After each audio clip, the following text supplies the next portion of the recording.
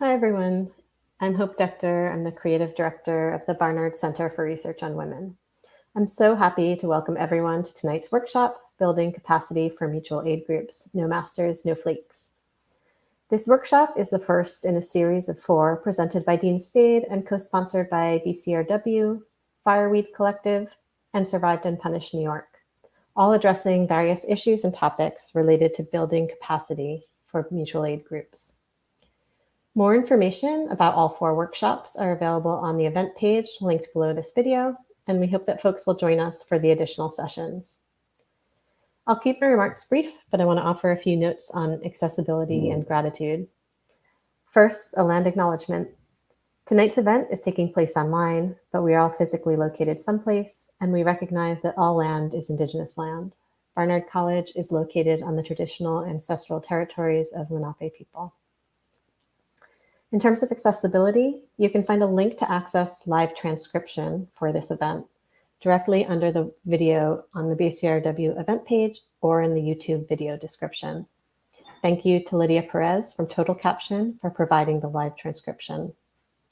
Thank you also to our amazing ASL interpreters for tonight's event, Trisha Vasquez and MJ Jones. We're so grateful to you for providing this essential service.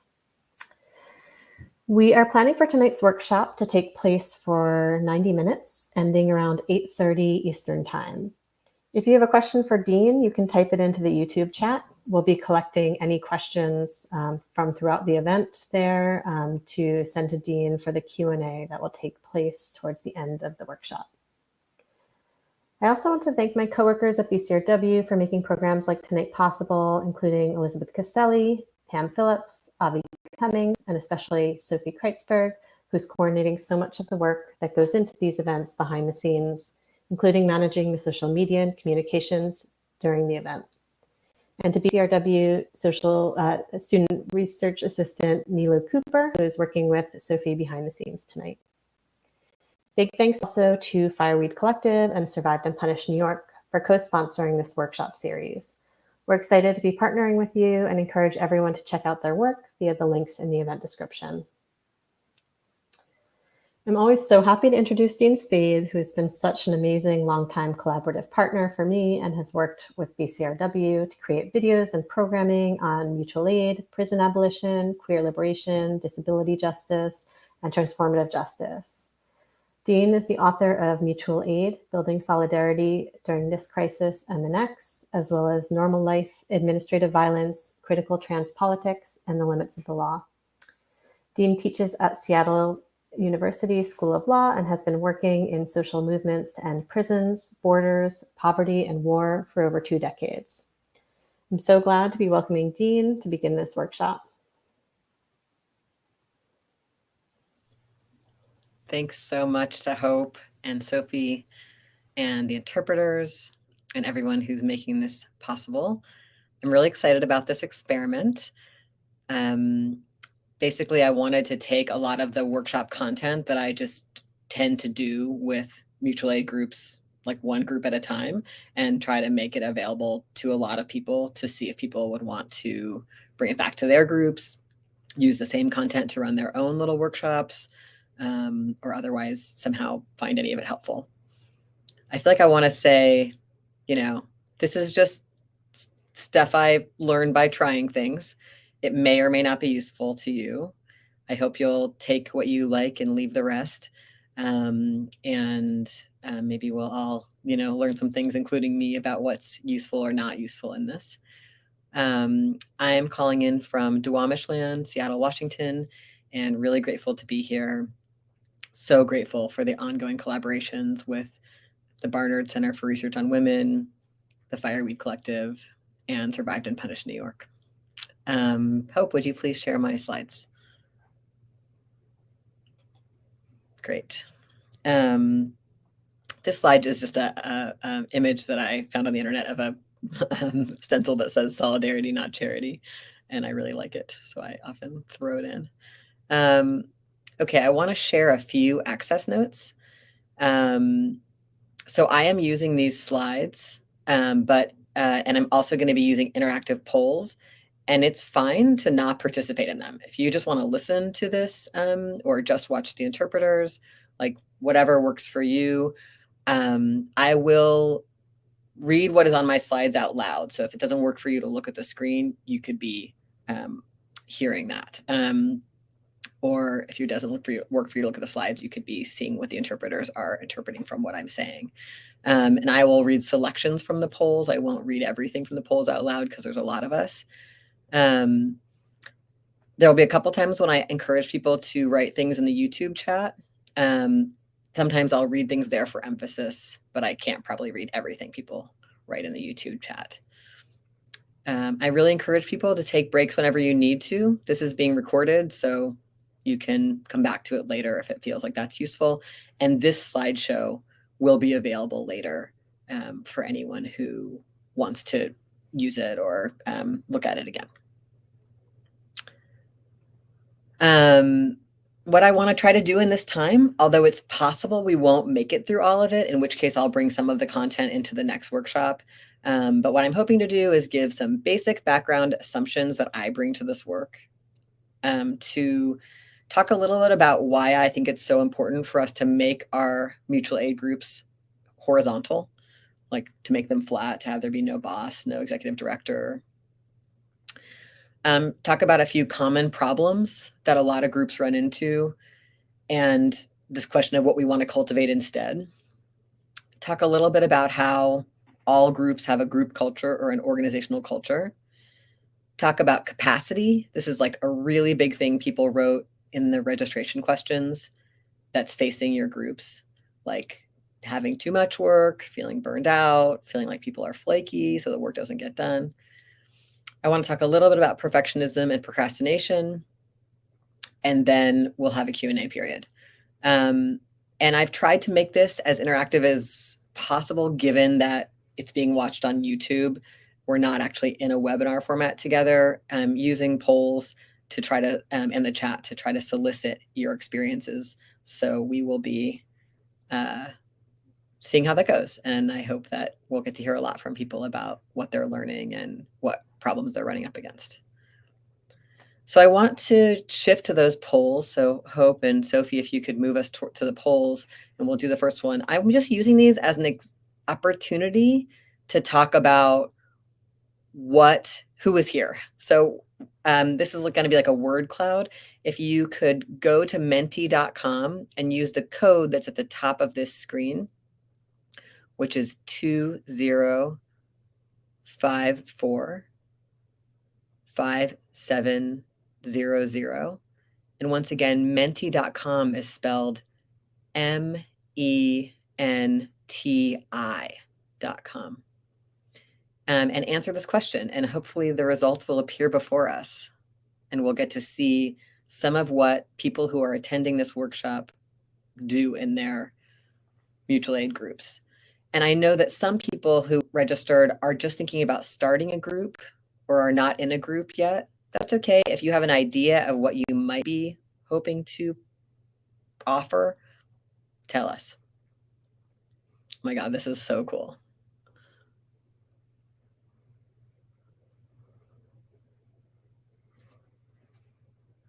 People are providing a lot of food, clothing, shelter, menstrual products, money, diapers, emotional support, eviction defense. I wish I could see it even bigger. Oh, I can. Cool. Information, financial assistance, education, cleaning supplies, herbal medicine,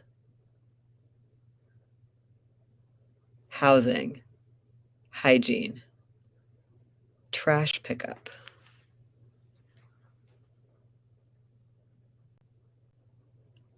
logistics,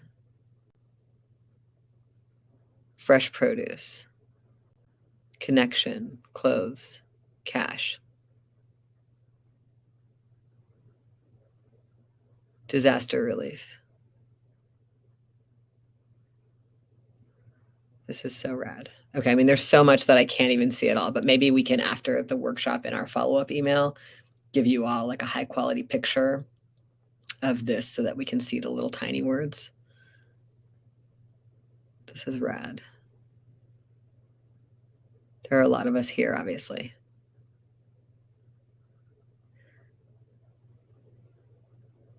Cool. So we're getting a little sense of what we're up to. A lot of herbal medicine. That's rad that there's a lot of that. Those words are big in this. That makes me really happy. Cool. Rent assistance, tampons, hot meals, survival supplies, discussion space, harm reduction. Cool. Books. I bet there's some people here who send books to prisoners. All right, rad. Okay, let's go to the next question. It's okay if you're still filling in that one.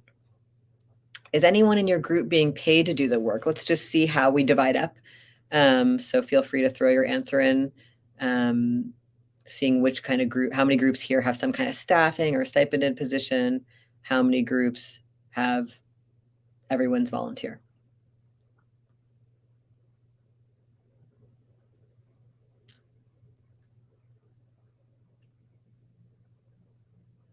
Okay, most groups so far don't have any paid people.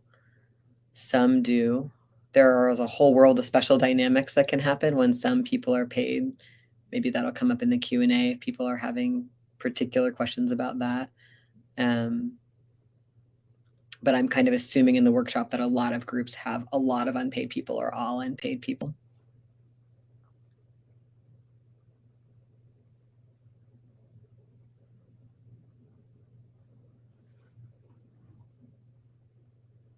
Cool.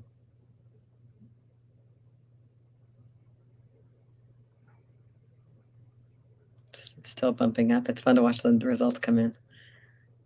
All right, let's go to the next one, Sophie.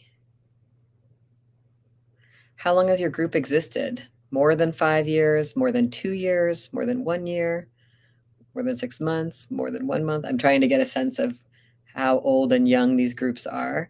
I'm guessing a lot of people here might have started their group in the period when COVID started and or the uprising in 2020. So I think we'll have a lot of groups that are between 1 and 2 years. That's what I'm seeing.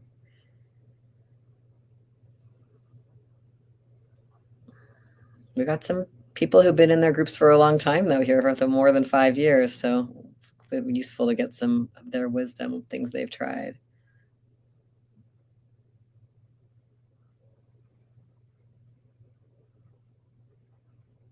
Cool. We've got some people who are trying to start up now. That's great because maybe some of this information helps you start on the right foot.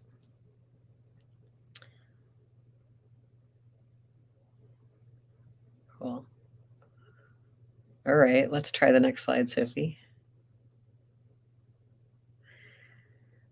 Okay, I'm sorry if this is confusing the way I put it, but I'm just trying to understand how many. I know a lot of groups that just provide stuff to people online, mostly cash, and then I know groups that provide something to people in person, like diapers, or they're dropping off groceries or books, or so. Let us know if more than half of your work is just providing things online, or if more than half of your work is providing something more physical. Although also the online could be emotional support or it could be breaking isolation, but just trying to get a sense of how many of us here are doing something that's like a physical site, like at an encampment of unhoused people or dropping something off somewhere or doing something at a school or a prison versus organizing online. And I thought this was also important because a lot of the groups I work with that are organizing entirely online, people might be kind of all in lots of regions. Whereas the groups that are doing something in person more likely have some kind of geographical concentration. So that just changes what the organizing obstacles are for each of those. Okay, so significantly more groups here are doing something in person, but a good number are doing the work entirely online. I'm just going to take a moment to let the interpreter switch.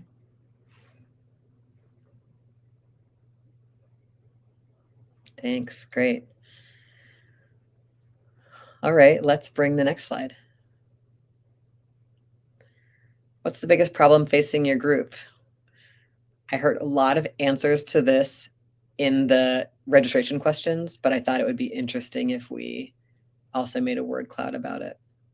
I think you can give up to 3 answers into the word cloud. Burnout. Sustainability, capacity, funding, co-opting, the health department, decision making, recruitment, lack of volunteers. It's a charity. Consensus making, state violence, inclement weather, turnover, engagement, growth. Conflict is getting big in this. Accountability.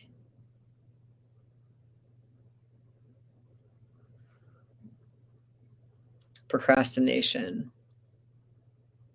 Lack of volunteers. White supremacy. Disorganization. True mutuality. Capitalism. Leadership.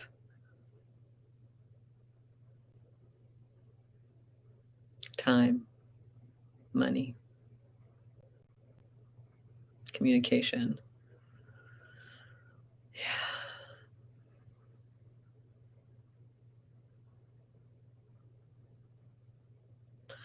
As we see these come up, I just want to say we didn't set up the systems we're living in.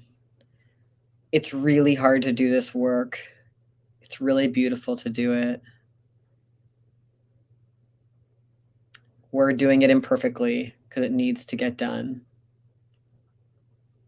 I just want to, if it makes you anxious or concerned to see these problems in this cloud, yeah, it's hard, but it's like we are going to just keep doing it and figuring it out and trying stuff. And we're not alone. We're so many of us trying this stuff and sharing our best ideas and our attempts.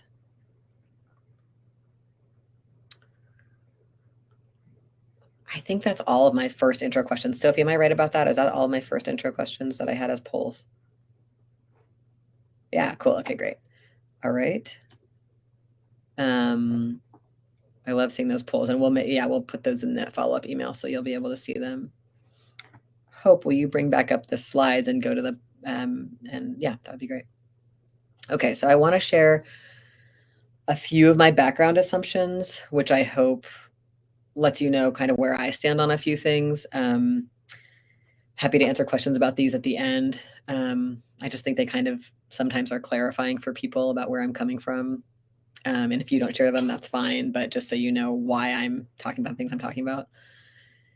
One is that I believe that social change comes from organizing by millions of people, tens of millions, hundreds of millions, not from charismatic leaders, corporate media coverage, elected officials, courts, or legislatures. Those things, I think, all like catch up later sometimes, or like parrot some of it or co-opt some of it. But the only way we're going to win, or even that some of us will survive, is through people power. Like, our opponents have all the money, all the guns. They've set up enormous systems to relentlessly extract from people and the planet. And the only thing we have going for us is that like their game is a losing game for most people on Earth. And so I strongly believe that we're not going to find any answers through elite solutions. We need tons and tons and tons of people organized to create enormous pressure and replace the extractive systems. So like that's like the theory of change that underlies everything we're going to talk about today.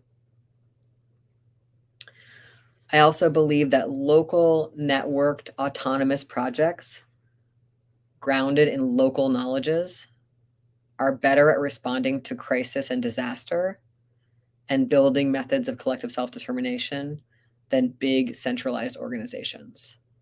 So in an authoritarian society like ours, we're told that if we want things to go, quote unquote, to scale, they should be big organizations that have a central leadership that delivers instruction from some central place. That's like how the government works and how corporations work and big nonprofits. And actually, in my opinion, those things are very non-responsive to the local conditions where crisis and disaster happen. And I think the better, more responsive to scale model is a proliferation of projects that share best practices and wisdom, that have solidarity and back each other up, but that can like learn on the ground what is needed right where they are, like in their cultural community, in their language, in their region, in their ecology. So that is part of what I believe about mutual aid, is that we make a million projects or millions of projects rather than trying to come up with like one like state solution. I believe that starting with the survival of the most stigmatized and excluded people is the most pragmatic approach. That needs saying because we live in a context in which like most like nonprofit and charity advocacy and services is about like figuring out who the deserving people are and giving them something or cutting them a break from a brutal system, like who doesn't have a felony conviction or who, you know, is sober, or all of those pieces. And that, I think that social justice never trickles down. So if you meet the needs of people who are less stigmatized and excluded, you will not have met the needs of people who are in a worse and more complex position. You'll actually often have worsened the stigma around them. So a lot of what mutual aid groups have always done is support the people who are left out of everything else. And that to me is highly pragmatic. If we make change, if we create a world that works for the most stigmatized people, it'll work for everyone else too. But the reverse is not true. So those are my assumptions. I look forward to any questions about them. That's a real rough version of them, but that's like the ground upon which other things I'm saying stands. So these workshops are about building mutual aid groups that can make decisions together, that include everybody, that can prevent and weather conflict, that can sustain work and sustain engagement, that can bring lots of new people into the work, and so that it's well resourced by people power, and that can be a bridge for people towards deeper and bolder movement engagement. I strongly believe that horizontal group structures, meaning group structures where there's no boss or executive director or like main decider, are the way to get there for a number of reasons. And I want to share those in case that's new for people. One big reason is that hierarchies invite abuse and reproduce systems like racism, sexism, ableism, ageism, etc. I mean, we see it all the time. It's like when you set something up as a hierarchy, like oftentimes it's men or white people bossing people around, or old people bossing young people around, or whatever. And the bossing around can include worse forms of exploitation and abuse also. I think that is inherent to hierarchy. So we've seen forever in social justice movements, people set up hierarchical groups and then the same stuff plays out that they were trying to fight. I think that's worsened. It's not as if it can't happen in horizontal groups. We still have the dynamics. We still have that unlearning to do, but I think that hierarchy invites it. I think people generate more wisdom when they think of solutions and plans together than when someone is anointed to tell them what to do. Like there's just more wisdom when more people get a full say and can say, well, that doesn't work for people with this situation that maybe no one else is thinking of, or that won't work for my community for these reasons. Then we start to get a better idea. When we have a hierarchy, often people on top with privilege saying how it's going to be and not capable of considering all of that other wisdom. When people have a say in work, it gets implemented more, especially when almost everybody or everybody is doing this work for free. People just won't do it if they're being forced to. Like if I'm in a group that I'm just in because I care about it, and there's a boss in the group and they say, this is how we're going to do the work, and I don't think that's good for my community or for the work, I'll just leave or I won't do it. And that's even true at paid jobs. Lots of us, intentionally drag our feet in or slow down work because we think it's messed up how it's being organized.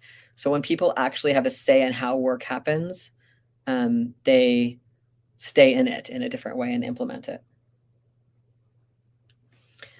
And ultimately, we want more people to have more skills to take responsibility together for what's happening in our world. We need people activated. The current culture wants us all very passive. It wants us to consume and be lost in entertainment and passively hope that the next election or something someone else does, a nonprofit does, will solve our problems. And the whole point of the kind of movements I'm in is we need maximum participation. We need people to take responsibility for one another and for our lives. And so we want people to have more skills to steward stuff together instead of being like the bosses or the top dogs or the elites will handle this or should handle this, and I'm kind of disempowered. Also, we want all of our groups, all of our little mutual aid projects and our medium-sized mutual aid projects, we want them all to be people-building machines. We want someone to show up because they need something or because they're passionate about helping people who need this thing, and out of that gain a bunch of new skills and new solidarities. Like they come in because they care about this, and they find out they also care about this, and they're going to have all these other people's backs, and they learn how to facilitate meetings, and they learn how to plan a direct action, and they learn how to do hygiene in particular settings, or they learn how to tie knots in a certain way. We want people to get skilled up and deepen their political understandings and their abilities to connect with others and build belonging in communities. We need this to build us up, especially skill us up with the skills that have been denied by living in an authoritarian, white supremacist, sexist, etc. society. This is my attempt at making a graphic. I'm into rainbows. What this graphic is supposed to be about. If you imagine that the white field, so this graphic looks like a rainbow target with each layer moving to another color, and the outside is white. And in that, I imagine like in that zone where people have not yet heard of our group, they're not connected to our group yet, but maybe some of them like heard about are upset about what's happening with unhoused people in our city, or have some, someone they care about is in prison, or they think something might be wrong with the police. They've got they're potentially recruitable. They're to some degree, they've either got some skin in the game, or they've got some vague interest, or they follow something that relates. And then if you imagine, I've got this arrow going to the center of the target. So when they enter the first outer circle, the red circle, they maybe have actually come in contact with our group in some way. They saw us on Instagram, or they saw our tent, outside the jail, or someone mentioned it to them when they went through housing court or whatever. And then you get to maybe at the level of the orange circle, the next circle in, people who, actually like came to one of our larger events, or read something we wrote, or signed a petition we wrote, demanding that the city, not build this jail, or whatever it is. And then the yellow circle, maybe people who've come to our meetings, like they've come to 1 or 2 meetings, or they've reached out to us, they've engaged with us. They took home a hygiene kit and put them together for people to be brought to people in living in the encampment. They've done something with us. And maybe the green circle of people who are like actually like in our group and are like regularly come and participate in decision making and are pretty reliable. And the blue circle are people who are like really serious. This is the main thing they're doing in their life besides whatever they have to do to survive. And they are, helping steward it and helping bring new people into the group. And the purple circle would be people who have taken on kind of the most like sense of that stewarding and are like really focused on bringing more and more and more people.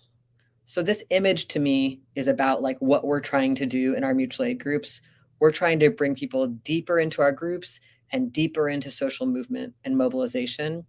We're trying to be like, how do we get people from the red to the orange? How do we get them from the orange to the yellow? You know, and how do we all become people building engines? How do we generate leadership in others and ownership of this project in others?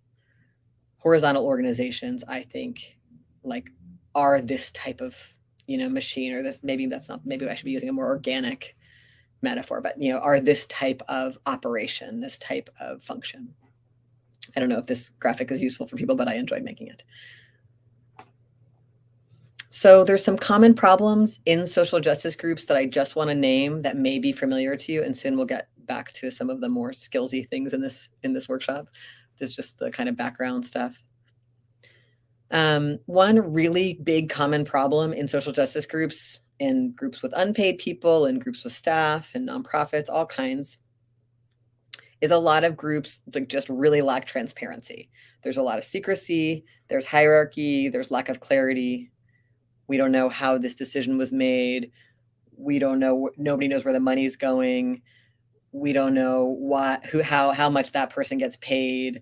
You know, there's a sense, I think, especially in nonprofits, there's like something unsavory sometimes it feels like about, why did they hire that person? Is this like that person's brother or something? Like, what's going on here? Why can't we find out what the pay differences are between women of color and white men in this group? Or why won't this group sign on to the community call for a solidarity budget or to defund the police? Like, what's really happening in this group?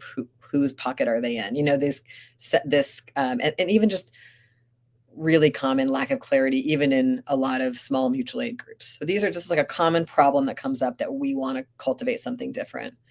Another common problem is groups over-promising and under-delivering. So like, we say that we serve all people being released from prison in the county, but actually we probably see about 20 people a year, and we have this huge waiting list, and most people can't get help anywhere. Or we say that we, you know, that's like very, like, that kind of over-promising. It's like, it really breaks trust in the community. It's very common with nonprofits. Elitism, I think, is related to this. Like, if the city council members call us, we'll call them back, but we don't call back community members who aren't, you know, quote unquote important. And just general non-responsiveness, like not being able or not being interested in responding to people who are reaching out. It's like a really big problem in a lot of groups. And the third sort of theme is scarcity, urgency, and competition. Like a sense of rushing, of overwork culture, of believing there's never going to be enough, of feeling competitive with other groups that do the same things, or people in the group competitive with each other. Like, you're getting more attention than I am for this, that kind of stuff. This is just like, these are all like very normal responses to the conditions we live under, but they're problems we would like to solve by having strong group culture and structure. Let's see if I can get this to move forward. Okay, so what do we want to cultivate instead? Some of the things I think we want to cultivate are transparency. I think a lot of mutual aid groups are really good at this. Like, here's all the money, you know, we're tweeting, here's all the money we raised in the last 6 months, and here's all the sleeping bags and water bottles and masks and phone chargers and you know, diapers we bought with it. You know, this kind of like interest in transparency is so beautiful and so not corporate, not nonprofit. We want accountability to community, right? We want to stick to our values. We don't want to be easily bought off by a funder or attention from the city council or the mayor or the governor. We want to be able to stick to what the community believes in and needs and values. We want wise action that's influenced by many people's wisdom. So we want to avoid that concentrating decision making. We want to care about the most vulnerable first, so not get caught in, you know, trying to find who's the most deserving group of people in crisis. We want to have ability to cultivate abundance and sharing, to have that solidarity with other groups. The only way we're going to win anything is if we have each other's backs across like issue silos and organizations, like so much. So that maybe I'm in a mutual aid group that's doing eviction defense, but we show up for the transit workers strike, and we show up for the fight against the new jail, and we show up for the defund the police work, right? Like we have to build that kind of people power where we are deeply networked, even if we're going deep with particular mutual aid projects, and that's the bulk of our time. We want to have clear plans so that we know what we're doing. We can communicate that to new members in our groups. We can know that it's okay to implement them because we all came up with like the broad strokes together. So now we can go into getting it done in all of our subcommittees or whatever. And we want our groups to have clear boundaries about what we do and what we don't do and why. We don't want to just say yes to everything and then underdeliver. We want to make sure we made good choices about what our specific offering is, that like no other group is doing this. Nobody else is providing this in Spanish in this neighborhood. So we're going to, and that's more important than this other thing we could get confused and lost doing that someone might want us to do, but that other groups are doing. So building horizontal groups is hard. Most of us have not been in horizontal structures. Like we live our lives in hierarchies, families, schools, jobs, churches, like someone else is deciding. Feedback only goes one way. We don't get a lot of chances to weigh in. As I said before, we are more wise as a group than as individuals. We stick to our values more, and we should all have a say in how the work we do happens. I think that even though it's scary that we're trying to ask ourselves to do something we haven't had a lot of experience with, we actually have some skills from our friendships. Maybe not everyone, but I think a lot of people I know, that's maybe the only place where they've practiced some horizontalism, where people have tried out being like, oh yeah, do you want to hang out on Saturday? And I'm like, no, but I could do Monday. And then you're like, what about Monday afternoon? Like, we're playing with proposal. We're interested in both people or all people's concerns, and we're coming up with something everyone can live with. Like, that's what consensus decision making is. I think in friendships, sometimes people have practiced that because I think they are often more consensual relationships than work, family, church, or sexual and romantic partnerships. I'm going to do a whole workshop about consensus decision making and about decision making in this series, but I'll just say having horizontal groups means making decisions together instead of somebody on top telling us what to do. It produces better decisions because we actually listened to everybody's concerns and tried to address them. It produces better implementation because we were all part of making the decision, so we're going to all implement it. And it produces better relationships. It teaches us skills like how to be more cooperative, collaboration, how to be more collaborative, and how to have more group cohesion and connection. And maybe the most important and radical skill of all to me is actually wanting to hear other people disagree with us. Like, oh, I'm going to bring this proposal, and I hope people tell me how it could be better, because that'll be better for our group and for the work we believe in, instead of I'm going to bring this proposal and I want to ram it through because it's my idea. That's the skill we get in like a hierarchical society that really causes us to hurt one another. Okay, so I want to talk about organizational culture a little bit. Hopefully this is a idea that's somewhat familiar, that organizations have cultures. Like your mutual aid group has a culture. I'm using the word organization and group interchangeably, or you could say project, whatever you like. To me, they all mean the same thing in this context of thinking about mutual aid groups. So one part of organizational culture is like the signals we give people when they first come in. Like, is it friendly? Do people welcome us? Is it easy to get into this mutual aid group, or is it really hard?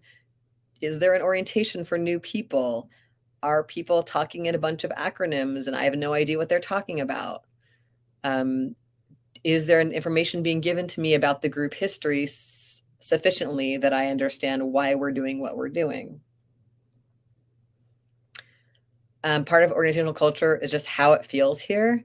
Does it feel rushed? Does it feel like people make a lot of jokes? Does it feel warm? Kind of what are those dominant feelings? Also, organizational norms like we're always late or we're always on time. We celebrate people's birthdays or we, mark certain holidays together. We sing together. There's often a culture around feedback, like direct feedback is something we try and do, or we're all really scared of conflict and we don't give feedback. Yeah, this is just about dominant feelings, warmth or coolness, urgency or spaciousness, scarcity or faith in abundance. Thing about organizational culture or group culture is that it tends to be created by people who started the org, but also people who come later affect it a lot. But sometimes it can be useful to think about like who started this and do they have certain personality traits and are those kind of in an ongoing way carrying the vibe here, or did a strong personality trait come in at some point and now we all follow that? Like I was part of an organization where some of the original people were really thrifty, so the group was really good at like always meeting its kind of like budget and always coming in a little under, like it was just part of the organizational culture. And I've also been in groups where the original people were really messy about money. And so that was kind of the vibe in the group for a really long time. Organizational culture or group culture can change with intentional efforts. Like we can say, we'd like it to be a little friendlier here, or we would like it to be more punctual here. And just to be real, trauma, overwhelming community need, urgency, lack of resources all influence the culture of many social justice groups and impact the people working in those groups. So like our organizational culture is also a reflection of the conditions. It's like, it's not about blaming us for it, but it's also about being like, can we have some intention around it? Oh, and I think that the next thing is the poll about organizational culture from Sophie.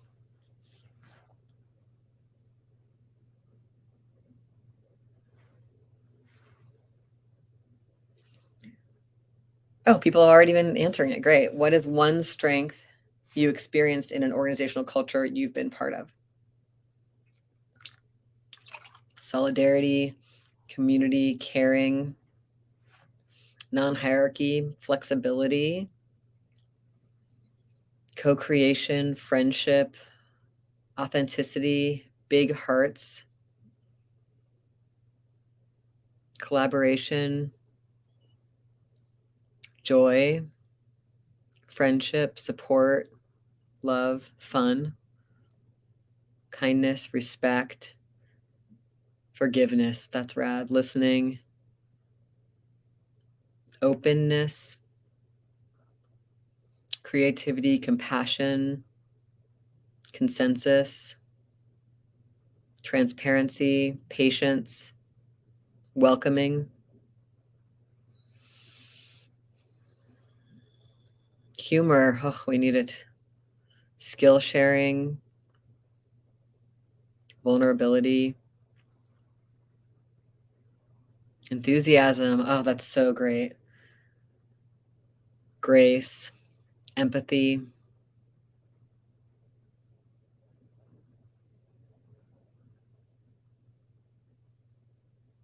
warmth, accountability, commitment, learning, generosity. I think the interpreters are going to switch right now.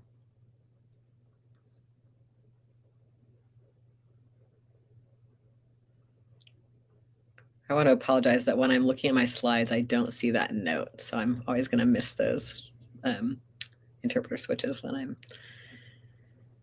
I'm... Okay, yeah, I love you all putting this up. For me, it was transformative just to start thinking about like what were organizational cultures I was in that felt better and to be like, how did that happen? Like, um, how did someone set that up? What was somebody's like cool personality trait that helped support that? And could I try to learn that? I think that it can be easy for people to be like, well, I'm just unfriendly, or I just don't really like people, or I'm just shy. But it's interesting to just see like, is there any, obviously we should only do what we want to do, but if and what's possible for us. But sometimes it can be fun to be like, could I expand a little bit in one direction or another with some traits in order to support the group I'm in to feel a way that I want it to feel? How did someone do that? You know, like, could I learn to be somebody who helps people sing at the end of meetings or at the beginning? Seems scary. I hate singing, but like, could I get help with that? Or could I be someone who helps remember access needs as a part of the meeting? Or could I be someone who helps move us away from a culture of gossip to one in which people can get support, but without gossiping? Um, like, how do I want to contribute to building an organizational culture that I've either that I want or that I experienced somewhere and thought was cool? Like where people appreciate each other, where people have fun at the meetings. I mean, God forbid. Okay, thank you all. That was really useful. Let's see. So I want to talk a little bit about capacity, obviously, or kind of a bit about capacity, because this is something that a lot of people brought up in the registration questions. This is a picture I took in the Cascade Mountains on the right of wildflowers. So I think with capacity, one thing we might feel sometimes is like excitement and just like sometimes we are like, this group that I'm in is amazing. We have new opportunities to do cool work. Someone's asking us to do something, and we might feel really wonderful feelings like excitement, purpose, vision, pressure to step up. Like someone's got to do this and we want to do it.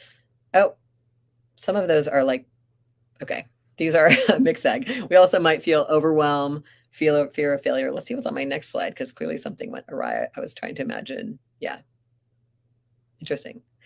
We also might feel, overwhelmed when this is my dog, Benny. Isn't he like the cutest? We also might feel a lot of pressure to perform.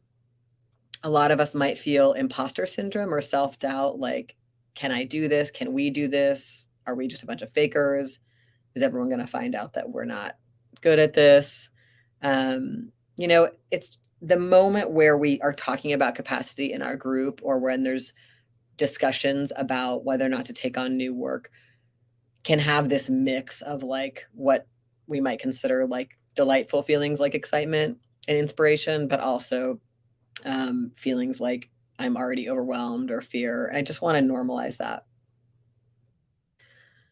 And I want to talk a little bit about group culture, specifically around capacity. Like we have our generalized features of our group culture, like is it friendly? Do we sing? But we also have a specific group culture about capacity in every group. One element of this is how do we say yes, no, or maybe to each other and to outside partners? Like, do we avoid saying no? A lot of people in this culture do. Do random people in our group say yes without asking everybody else? Do we forget to take time to make the decision together?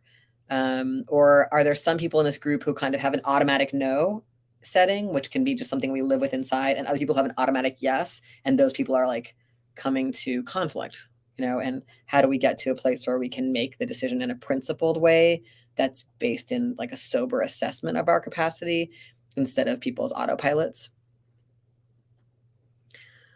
There is a culture usually around how we communicate when something changes and we can't agree to do what we said we would do. Like, do we tell people we're not showing up, or do we just not show up? Both individually, if I said I would do a task after the meeting, or also like as a group. Like we said we would table, but we're not there. What's the culture of accountability when plans do need to change? How do we communicate with each other when someone isn't doing what we think they agreed to? So if at the end of the meeting, Hope said that they would take something on and I noticed they never did it and it's not in the Google Doc, or they didn't write the email to the group, or they didn't deliver the supplies, do I say, oh, hey, Hope, I thought you were doing this? Or do I just like think bad things about them? Or do I go and do it for them? Like each of those things, there'll probably be cultural norms about in your group. How do we create a culture where we value people for being and not doing? So like, how do we both get psyched to get the work done and also not have it be like, well, Hope or Dean or whoever is the most important person in this group because they get the most volume done? That can be really ableist. It can be really dehumanizing. It's based in like capitalist and white supremacist norms about productivity. So how do we say that everyone here is really important for existing and also like we want to get this work done together? How do we create a culture where we do what we said we'd do, or if we can't do it, we make sure people are informed, so that it's not like, how do we not be flaky even while valuing people not just for productivity? How do we celebrate and experience satisfaction? I think it's Adrienne Marie Brown who I've heard talk so beautifully about the dilemma of when we are unsatisfiable. Like, I feel like I've really struggled to let myself feel satisfaction about any of my work in our movements or at all, because of course there's always more to do. I could have done it better. There's all the things on my to-do list I haven't done. There's all the terrible things that are happening in the world and all the people I know are suffering and are not getting support. So how can I feel any satisfaction or celebrate anything? And when we don't let ourselves ever feel satisfaction for our imperfect work and our unfinished work, we are likely to burn out and to resent each other and the work. So figuring out like, how do we create a group culture that lets some satisfaction happen together as a collective experience and maybe helps us all learn the ability to feel some satisfaction and celebration, even for unfinished and imperfect work? And how do we communicate to each other when we want more support in our work? Like, have we made a culture in which I can say, I said I would work on this spreadsheet, but I'm actually realizing I don't totally know how to work this computer program, or I don't understand where this information came from, or I actually think this is a two-person job, and I can say that in the group. Like, how do we create a culture where that's totally fine? So I want us to go back to a poll, and the first poll question to put your answers into, and then I'll read some of them out loud, is your group, like, how do you want your group to communicate about work and capacity? How people are on top of it. Direct, honestly, acknowledging the strength in the room and in the community, as well as sensing emerging innovation. Number of active participants, staying with our edges without being heroic. I want people to feel safe and secure in their ability to change their level of participation at any time. Sensing our edges and not going over, staying with tolerable discomfort and not trying to be stronger than we are. Firm and soft boundaries. To work to our edges and not going over, but also stretching. Being strong but not heroic means making sacrifices, but keeping in balance. Talk about it specifically. Allow space for folks to say they need a break without blame or shame. To be clear, my group does this already. Yay. Direct and clear. I want my group to talk about capacity openly and transparently. We all have maxed ones. You scroll for me a little bit, Sophie. Thank you. As an evolving concept, but I simultaneously want people to follow through. Yeah. How can we bring more people into our group? I think I'm going to do a workshop on that. How can we share the decision making? How can we be more welcoming? Yeah. How's your heart? That's nice. State concerns when they arise. Yes. Giving feedback sooner. We'll have a feedback workshop too. I want our group to be open about their limitations and be comfortable taking a step back when they're overwhelmed. Acknowledge it and be able to step back and address it and work on ways to reduce it from happening again. Candidly, actually knowing what it is, we don't have a sense of amount or need in the community, of the need in the community. I get exhausted doing more than I can do as an isolated, poor, aging, disabled, queer orphan, while young people with access to enormous privilege claim low capacity, and it's pulling teeth to get any mutual aid. So resentment builds and it's unsustainable. I just really want to acknowledge this comment. There is such complex unevenness in the labor in our groups and more broadly in the community. And resentment is a very common and reasonable result that unfortunately is very poisonous to the resenter, I can say for myself. So figuring out like how we can create cultures that change some of that unevenness to free up some of that resentment. I wish we had an onboarding process. Cool, let's make one. I love that.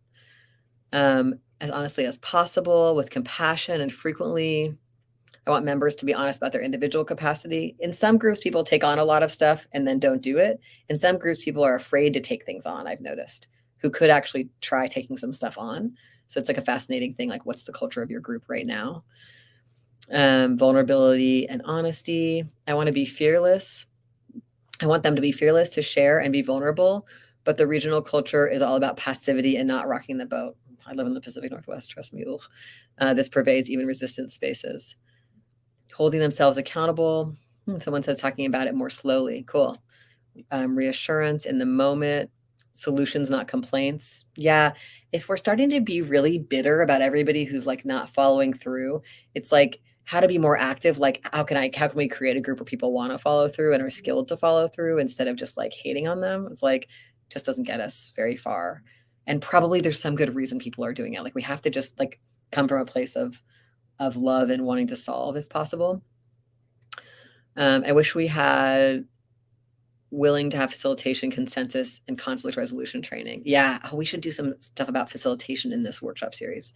We may have to extend this workshop series a little bit. Being mindful of ableist tendencies. I mean, how to talk about capacity without being ableist, or how to address ableism that comes into capacity conversations is a really central here. So for a lot of groups, doing a disability justice training may even be helpful for helping the capacity conversations improve. I mean, some groups aren't even having capacity conversations, so that's another thing.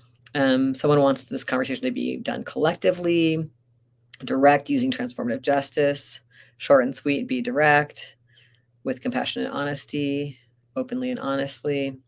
Great. Great. We will, I'm just read a few more. Acknowledgement of intersectionality, understanding that internalized ableism can play a huge part with disabled participants. Thank you. Using NVC, so someone's raising what is called nonviolent communication, which is a method of giving and receiving feedback. We'll probably talk about that a bit in the feedback session. A lot of people find it really useful as like a formula for how to give and receive feedback. So if your group is struggling with that, just like look up what NVC is. It's relatively simple. I mean, you can get really deep in it, but it's a useful tool. All right. I love this. Okay, let's go to the next poll, which is how do we not want our group to communicate about capacity? What tendencies do you want to see moving away?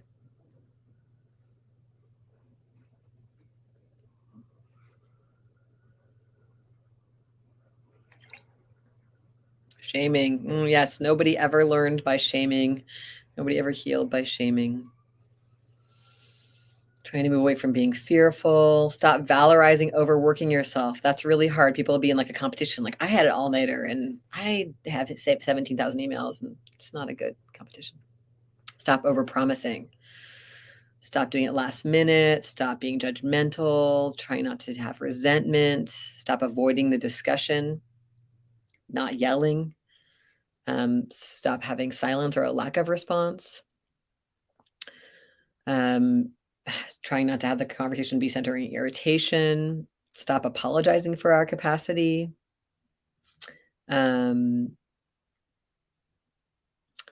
Oh, thanks. Someone's putting some resources about decolonizing nonviolent communication in the chat. Thanks for that.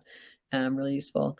Trying not to make assumptions, trying to feel love, stop essentializing yourself, teach others how to do things you know how to do. Yeah, how do we pass on skills? How do we make sure that no one is indispensable so that everyone can take a break if they needed to or leave the work and the work could still go on? That's really our goal. Complaining for the sake of it, not actively looking for solutions. Yeah, that's something we all can get caught up in sometimes. People are not liking blame and shame. Trying to avoid judgment, silence, sweeping under the rug, a few people picking up all the slack and not talking about it openly. Yes, that is a very common thing that happens. And a lot of us are doing our family roles. We're like taking up slack because we cared for everyone in the family or because we feel like we don't deserve to not do that. I mean, there's just a lot going on with that stuff a lot of times, a lot of old family stuff. And of course, structures around our cultural positions, our positions in different oppressive hierarchies. No gossip, no self-demeaning talk, no shaming others. Yep. Telling something to everyone but the person it concerns. Yes, I mean, direct communication, if there was direct communication, so much less conflict in our groups would happen. It is just a really big problem that we are likely to talk to everyone else about our concern besides the person. Ghosting. Yeah, I think a lot of groups are struggling with this based on what people said in their registration questions. So I'm aware of that there's just a lot of ghosting. It makes sense because people are really overwhelmed in the society, but also can we skill people up to communicate more about capacity so that others don't experience them as ghosting? Because it's just a really rough trust violation sometimes in groups.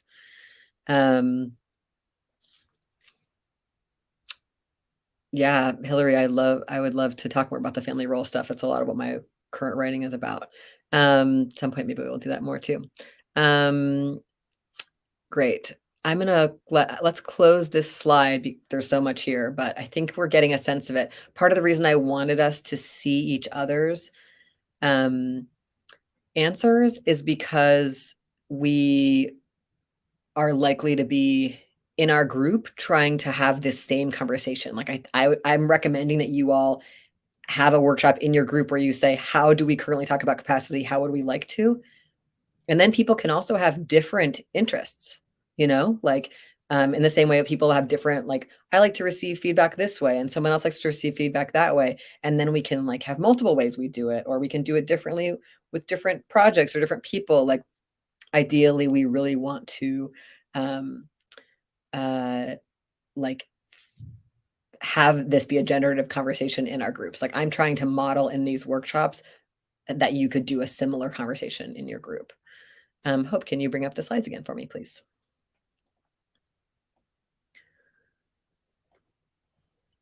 Okay.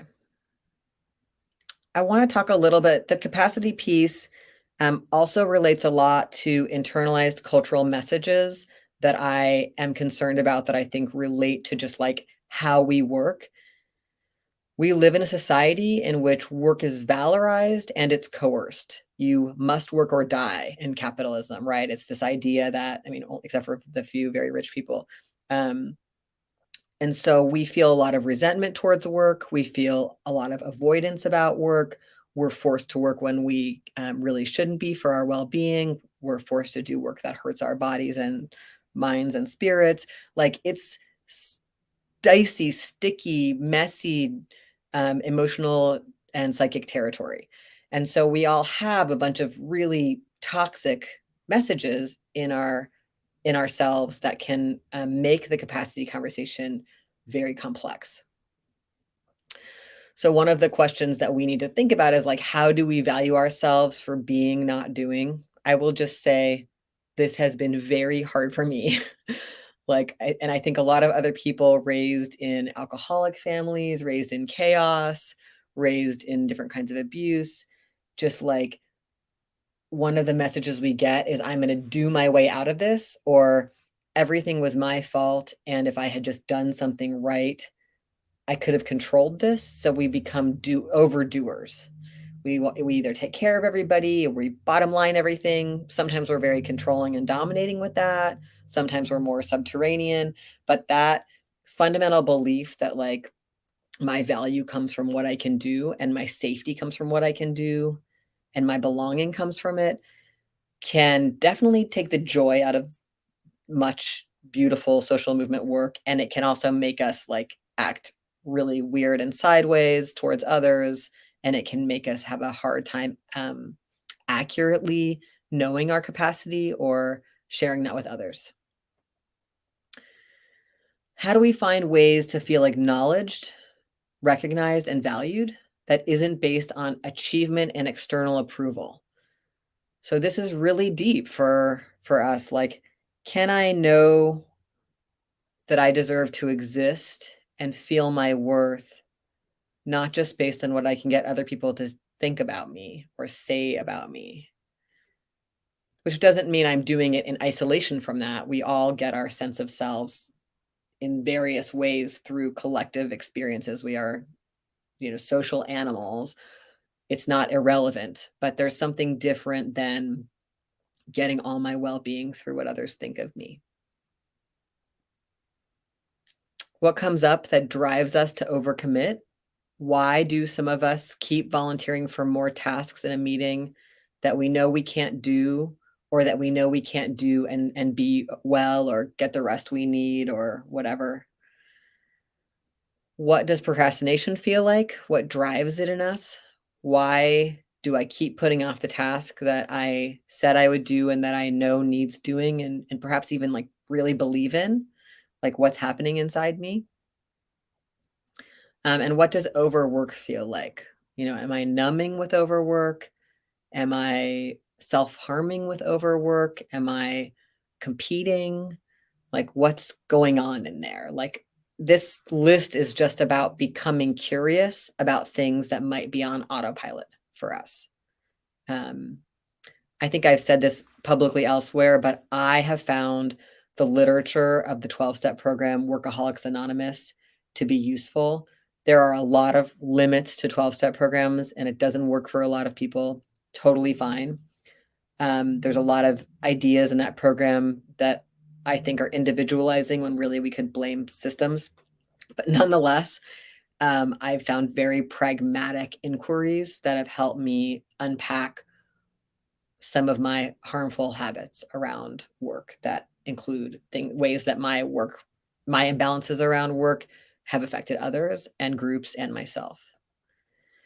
So I want to have the poll that asks, what messages do I hear in my head when I'm deciding to overcommit?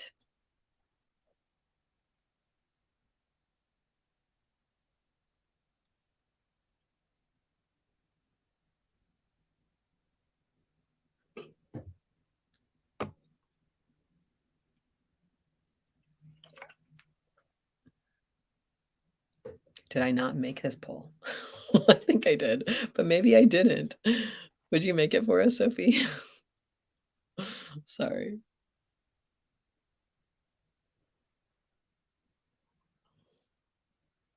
We can all watch the chat while Sophie's working on that. Thank you, Sophie. We just decided at the end to do all of the interactive stuff on the polls instead of on some other method we had, so. Oh yeah, Gail, it's like we're all being read by this stuff all the time. It's hard.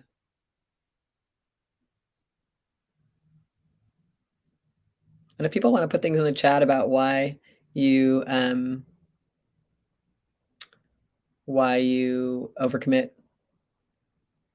I think the Menti number is gonna come back up in a second when Sophie posts the poll. The question is actually, Hope, do you wanna put the slides back up and it'll show the question?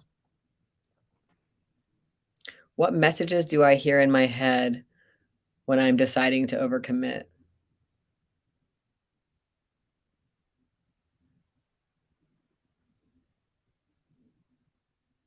This work is so important and I'm the best one on our team to do it. Asha, thank you for sharing that. Sometimes it can go into like, I'm the only one who will do this. And something that a dear friend told me like 20 years ago was if I'm the only one who will do this, there might be something wrong with the group. Like it needs more people. The culture isn't, like there might be, this can't be sustainable if that's the case, and it's just like, oh, do we need to take time to change something about this? It won't get done if I don't do it. Sammy's saying the same thing. I have to make up for all the lost time where I was doing nothing. Oh, Lauren, that's heartbreaking. Elena mentions like ego, and I think that's really significant for a lot of us. Like, I want to be important. I want to be seen in the group, so I want to volunteer for things. I have felt that way before. I think people who maybe often were like neglected in childhood, like it can be easy to be like, this is where people will think I will like me and want me, so I'll make myself visible. Scott says it would be an imposition to ask for help or delegate. Yeah. Yeah. Yeah. I'm just gonna make this big so I can read some of the ones in the poll. Everyone else is more system impacted than me. I think that I just want to mention for that one, like, we can really get some reductive identity politics going that don't actually help with mutual aid work. It's like, this is a marathon, not a sprint.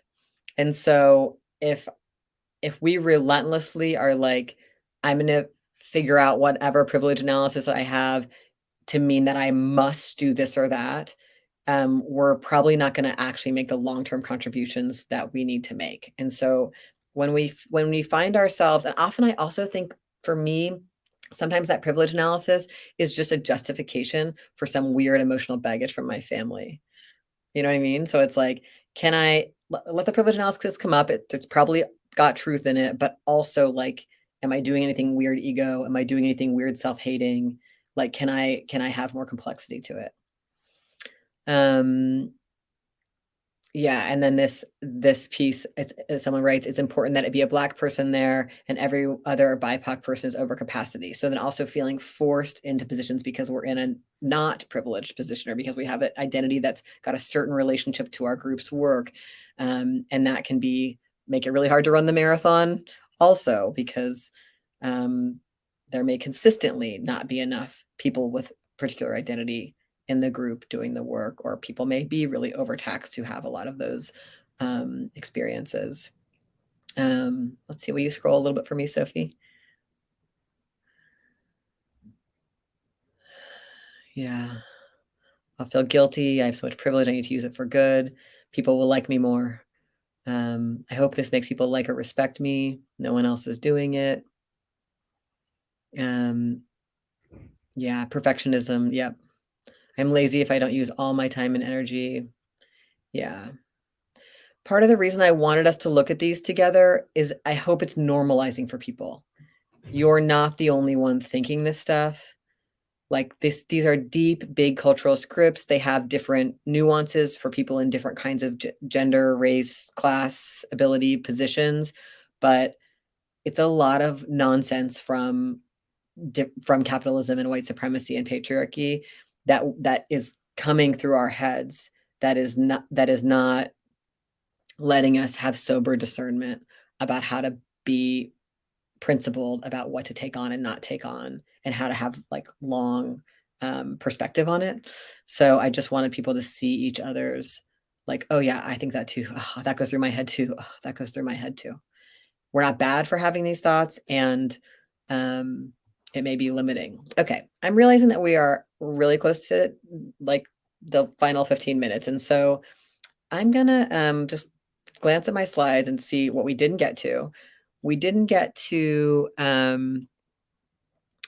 bunch of stuff about kind of how to move out of some of this, and how to move out of procrastination and perfectionism, and how to connect to a feeling of purpose in our work, rather than avoidance. Hope, will you put the slides up for a second, please? I want to talk about that more in a future workshop. So I'll put that on my agenda for the next one. Like, this is a really central idea for me. Like, how does avoidance feel in my body, in my psyche, in my emotions? And then what does being on purpose feel? And how can tuning into on purpose help me do boring or procrastinatable tasks and help me feel more pleasure in the work? And how do I engage with avoidance that may be conditioned in me from the culture we live in? So we can talk about that more next time. And I just want to like share these two slides. I would encourage groups to actually have capacity conversations in their groups, as I mentioned, using any of the tools from this presentation, but that includes using some of these questions that I have on the screen right now. Like, what is it we do that isn't being done by other groups? What can we do reasonably well with our current resources? What are we or any members currently questioning about whether we should do or not? Being like letting that question come up. How does each activity we're doing mobilize and or build our capacity to do more? Like, how does it actually build our group? And then relatedly, I would encourage a few things if you're deciding to facilitate conversations about capacity in your group. Start with a conversation about group culture, and also talk together about how you want people in the group, how people in the group want to feel at the end of this meeting, so that we start to like imagine like where we want to go, and so that we don't bog into blame, shame, overwhelm. I recommend using pair and shares, where you put people together to talk one-on-one so that everybody gets to process more about their preferences, to like say a lot and participate a lot instead of always being in the big group. I really recommend using interactive slides or butcher paper if you're in person, so that people can, like, we hear from a lot of people in a lot of ways. I recommend using go rounds so that we don't just keep hearing from the same people in the group. So like, let's hear from everyone. And I recommend having meetings about things like group culture and capacity, where you don't try to make the decision in the same meeting. It just really reduces the pressure and lets people like percolate more. So I want to go into Q&A, but I just wanted to remind folks right now, this is kind of what we're planning for the next workshops. I might change some of this content based on these conversations and what people have been saying in their registrations and what we didn't get to today. But this is just what's coming up. But let's move to some Q&A period. I think Sophie and Hope have been gathering some questions for me, and maybe I can get to a few of them. Hi. So I'm just checking in because I've noticed on the YouTube chat, we haven't really been collecting that many questions. So if folks have questions for Dean, you can put them in the YouTube chat, and Dean, you can check them out there, or we can put them into the private chat for you. Great. I'm sorry that I haven't gotten to read the chat the whole time, because I've been looking at my slides page, because I know that you all are sharing a lot of wisdom with each other in the chat. Yes, the slides will be shared, the video will be shared. And I mean, you can just use these slides in your own group if you want to. And also maybe we'll share links to some of the interactive slides that I didn't use, where people can, like, if you're doing a Zoom meeting or a video meeting, people can write in the slides directly. It's like a way of doing butcher paper. I got them from somebody else. How do you build capacity in a group that already feels burned out? Oh, good question. One thing I think is helpful is to really talk together about what people mean by burnout. Like, is it burnout from conflict? Like, people in the group are like, they feel burned and they're like, I'm not coming back because it was so hurtful what happened. Is it burnout like we're tired? Is it burnout like, like, what are people feeling when they say burnout, and what would they need to recover? Is it burnout like, I no longer feel pleasure in this work, I just find it stressful, and so that we want to do work around reconnecting to purpose and figuring out the right amount that lets us still feel pleasure in it, and so we need to reduce the scale of the work until we recruit more people? Is it about people wanting to connect to their favorite tasks in the work and be like, how do I get the juice back by doing the thing I love the most? I love it when we do an art project together, or I love talking to new people, or I love the days when we're, outside together, or whatever it is. So I think burnout is just a very vague term, and it's just not the end of the road. I mean, I have burnt out like severely many times over the course of the years and recovered, you know, and I hope I won't burn out again because of my practices of trying to be more oriented toward my purpose and know how to say yes and no in ways that I want. But if I do, I also hope I again recover. And so I have an article on burnout. Maybe Sophie, will you put that link in the chat? That's like, I have one place that I put a lot of, I love that someone just asked, is romance a bad idea? um, uh, I have one place, one post on my Dean Spade website where I put like a bunch of the different writing I've done about these things, and it includes a piece around burnout that might have useful questions or inquiries for individuals or for groups. But I do think it's a word we overuse, or we use to mean a lot of things. And I think a group can just spend time like letting people actually figure out what healing from burnout means in terms of both how the group might change its work and what that individual wants to do to like get back to their passion and purpose. Okay, let me look at some of this. Yeah, I mean, Sadar Highlights just posted about people having, we really wreck ourselves in movements with our romance and sex practices. So this is like a lot of what my current work is about. There is a lot to say there. Let me just see. Yeah, I think the chat will still be visible after this. Maybe Sophie can answer that. Okay, I'm just looking back at the questions. How do we implement governance in a newly formed group? What are the ways to start that conversation? So that I did a very basic 101 of some basic tools for that in the mutual aid book, which I think you can probably find online. I'm sure that someone's posted the PDF by now for free, hopefully. If no one has, then some anarchist should do that. So yeah, that book has like very basic, like what is a decision-making chart? What is consensus? How do you bring a proposal? And putting a few of those things in place is useful. And I will be presenting that when we do the decision-making workshop in this series, including like, I'll give you examples of some of the proposals I've written for groups I've been in of like, what's going to be our basic approach to decision-making.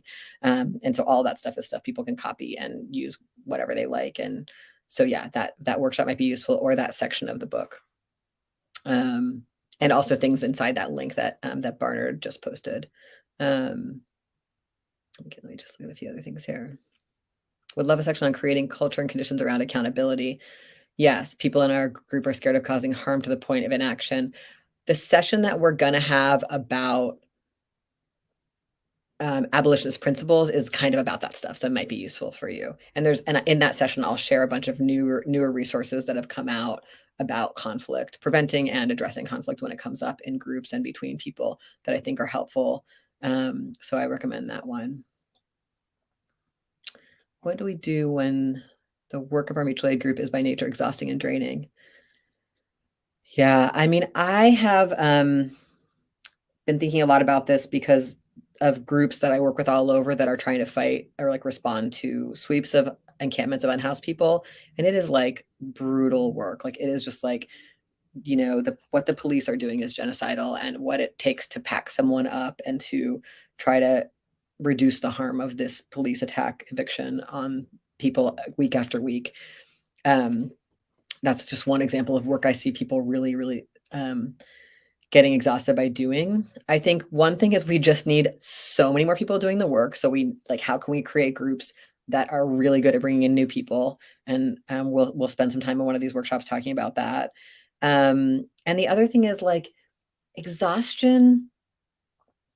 It's possible to have exhaustion and then rest and also have satisfaction. So I think that's the question I ask myself. I'm like, I want to do something, I've done actions or other processes that meant I had to stay up all night, which not everyone can do, but if you're doing something that is taxing on you emotionally, physically, intellectually, spiritually, like maybe that could be okay if we actually had ways to recover, if there was enough people doing it so it was resourced. Like that's, I think, my question is just like, how do this is for us all to solve, like, because even when we live in like a much better society than we live in now, if we ever get to, there will be exhausting work. Like taking care of babies is exhausting. Like, there's lots of work that's exhausting, but that I believe could be dignified and dignifying, satisfying, loving, and supported. So I think that's just the question. It's like the combination of making it sure that it's the right amount of it, it's peopled enough, people get rest, like even asking that question in our mutual aid groups, like what would it take for us to be able to keep doing this exhausting work? I think is really useful. Lindsay mentions that burnout happened from being overcommitted. And I just want to say, yeah, like a lot of us just say a lot of yeses and have too many chaotic irons in the fire. Our attention is dispersed. Sometimes I feel like my eyeballs are like all over the walls, like I'm involved in too many things. And so I've done a lot of processes at different times in my life of like, it's time to prioritize. And one of the things I didn't get to talk about today is when it comes to procrastination, like having a prioritized list, like taking the decision fatigue out of it by it's like, I have a prioritized list. Like Dean, today, the top 2 things are like prepare for this workshop and like write this letter to this prisoner and, contact this coalition. And so there might be 18,000 emails and like a million other, call the airline or call my foster mother. There might be a million other things on this list, but I know do the top 3 first, Dean, even though I might have reasons I'm procrastinating those. Just take that decision off my own plate. And then I can ask myself, wow, why am I struggling? If I'm struggling to do my prioritized list, what do I need? What are the feelings in there? Am I interested in self-sabotage? Am I afraid of failure because I have imposter syndrome? Am I being perfectionist? Am I scared of there's conflict in one of those relationships? Like, what support do I need? Do I need a friend to talk me through it? Do I need to say a prayer? Do I need to put my feet on the ground? Like um there can be a kind of pragmatic approach to what's hard about that overcommitted feeling that I think is possible. And many times in my life, I've had to like quit 10 projects, like, oh my God, I'm in 10 too many projects again. And I had to be like, what do I care about the most? I care most about prisoners. I care most about whatever. Okay, I can't do this thing with law students, or I can't do this thing, that should be done by someone. But I think that process of prioritization, very difficult and really requires, I think, connecting with support, like talking through your values with some people who share your values and asking for that support and doing that with each other. Yeah. Someone asked if I can talk a little bit more about learning skills for horizontal structures from our friendships. I mean, relates to the romance conversation that came up in the chat. Like, I go to where are the relationships where I have received feedback that has been transformative for me and I've been willing to hear it. Those for me are all non-sexual friendships. I mean, not all. I have also received feedback from people I'm having sex with that was helpful and that I took in, but like a lot of there's something about friendships where I have often found myself on a different kind of ground of mutuality than in blood family relationships or even in chosen family relationships or in sexual relationships or in work relationships. And so I feel like I just am like, that's often where like that part of me or that self shows up. Not perfectly. I mean, I've had jealousy in friendships or competition or, all, um, people have hurt each other, of course. But I guess for me, I'm looking for places where I have hints about the person I'm trying to become. Like I don't think I have none of it. Where did I practice it? Where did I feel generosity without resentment? Where was I able to have something be uneven and not have resentment? Where was I able to try accepting help even though that's hard for me? Where was I able to have someone give me critical feedback and I heard it and changed my behavior and maybe worked through defensiveness? Just those kinds of skills. And for me, a lot of that goes on in friendship. It's like, I guess my least coercive or most consensual relational space. I don't know if that's true for everyone. And I know that lots of people don't have friends in a deeply isolated society. So I don't mean to leave out that reality. But I think for some of us, it can be an imaginative space.